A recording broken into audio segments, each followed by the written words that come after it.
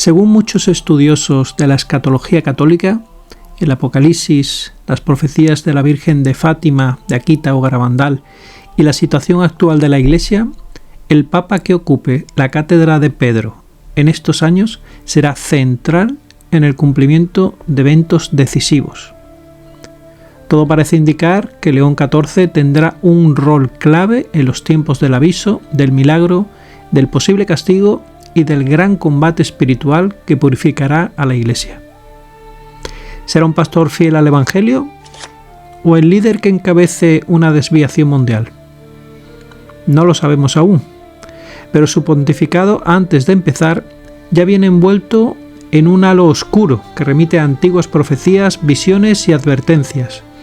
No afirmamos nada, pero no se puede ignorar que su figura coincide con muchas señales descritas desde hace décadas sobre el tiempo final y el nacimiento de la religión sin cruz. Nos esperan días decisivos, que cada uno escuche, discierna y sobre todo ore. Comencemos un recorrido por diferentes puntos sobre el nuevo Papa. 1. Primer Papa de Estados Unidos. Nació en Chicago. ¿Y estamos viendo a un Papa con mentalidad globalista? ¿O simplemente es el giro de la Iglesia hacia nuevas potencias mundiales? 2. Doble nacionalidad. Vivió más de 30 años en Perú como misionero. ¿Es un Papa hispano de corazón o una figura perfecta para unir hemisferios y acercarnos a un gobierno y a una religión única? 3. Es agustino, no jesuita, como el anterior Papa. Pertenece a la Orden de San Agustín y es el primero desde el siglo XVI. ¿Eso es una señal de regreso a raíces más tradicionales o la búsqueda de un racionalismo que aglutine todas las creencias? 4. De las matemáticas al Vaticano. Estudió matemáticas en Vilanova y luego se doctoró en Derecho Canónico en Roma. ¿Es un Papa con mente lógica para tiempos caóticos? Es interesante recordar el lema masón, Ordo ad Chao, que es orden desde el caos. ¿Podríamos estar ante una reestructuración total? 5. Misionero de calle, no de curia. Evangelizó zonas rurales del norte peruano.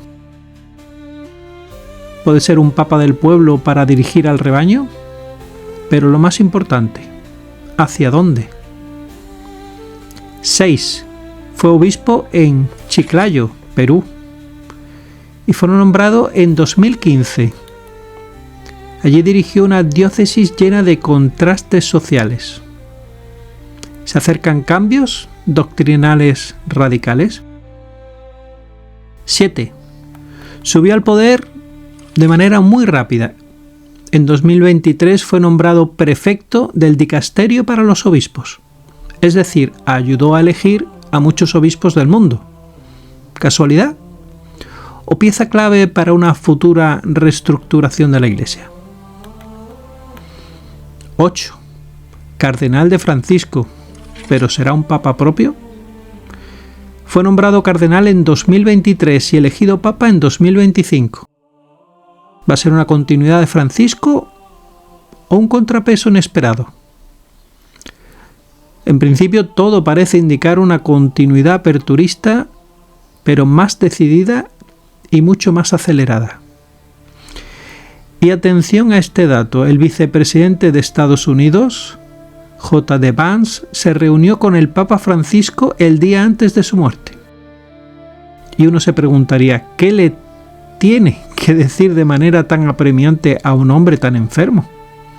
Curiosamente, el Papa murió al día siguiente y se eligió a un Papa estadounidense. Un Papa estadounidense. ¿Casualidad? 9. Fue votado en solo 4 rondas. Por tanto, ha sido un cónclave veloz. ¿Unidad del espíritu o demasiada prisa? ¿Quién estaba tan seguro de él y por qué? ¿Ya estaba todo organizado? ¿Significa que los cambios llegarán pronto? ¿Hay prisa en la agenda mundial? ¿Y por qué? 10. ¿Por qué se llama León XIV? León XIII, el último en usar ese nombre, tuvo una visión terrible, que el demonio pedía destruir la Iglesia y se le concedían 100 años. ¿Este nuevo León viene a luchar contra esa profecía o a completarla? 11. ¿Es un pastor o un político más? Dice que la Iglesia debe ser una iglesia abierta, que construya puentes, pero ¿y si ese lenguaje bonito es solo una máscara? ¿Y si detrás hay un plan para diluir la fe y confundir a los fieles? 12. ¿Es el Papa antes del fin de los tiempos? En Garabandal la Virgen dijo que después de Juan 23 solo quedarían 3 papas y luego estaba ya el fin de los tiempos ahí. Nos adentramos en la tribulación con el Papa Francisco y todo parece indicar que será León XIV quien guíe a la Iglesia durante el aviso y el milagro, y puede que hasta durante el castigo. Pero ¿hacia dónde la guiará? El Apocalipsis y las profecías le dan un papel crucial. ¿Será leal al remanente fiel de Cristo o veremos cómo se acelera la llegada del anticristo? Incluso, ¿será su figura el anticristo? 13. ¿Un papa globalista? Habla del cambio climático, de la migración, del diálogo con otras religiones. ¿Es un verdadero pastor? ¿O alguien alineado con el sistema mundial que quiere un gobierno global y una religión única, sin Cristo ni sacramentos? 14. ¿Se parece al Cordero pero habla como dragón? Como se dice en Apocalipsis 13:11. El Apocalipsis dice que el falso profeta parece un cordero, pero habla como dragón. ¿Y si el enemigo ya no ataca desde fuera, sino desde dentro, desde el mismo trono? 15.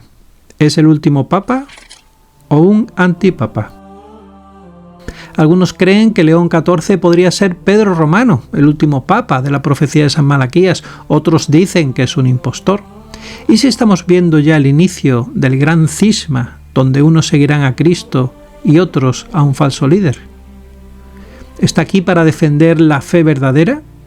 ¿O es el que prepara el camino para el gran impostor religioso del fin de los tiempos, o incluso pudiera ser él? ¿Podríamos estar ante el propio anticristo profetizado para estos últimos tiempos? Sin duda, no estamos ante un pontificado más, sea quien sea este nuevo papa, y más allá de nuestras percepciones o esperanzas, es un hecho que su figura coincide con un momento histórico cargado de signos, tensiones y misterios. ¿Será el elegido para sostener a la Iglesia en medio de la gran tormenta o el instrumento para que muchas profecías se precipiten?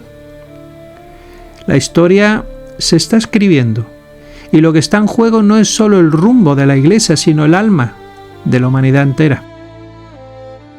Es tiempo de velar y orar, de aferrarse a la verdad que no cambia y al corazón de María, que triunfará.